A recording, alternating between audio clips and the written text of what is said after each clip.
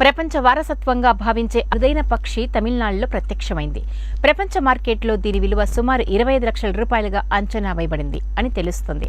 ఒకేసారి 25 రకాల శబ్దాలను చేయడం ఈ పక్షి ప్రత్యేకతగా పేర్కొంటున్నారు.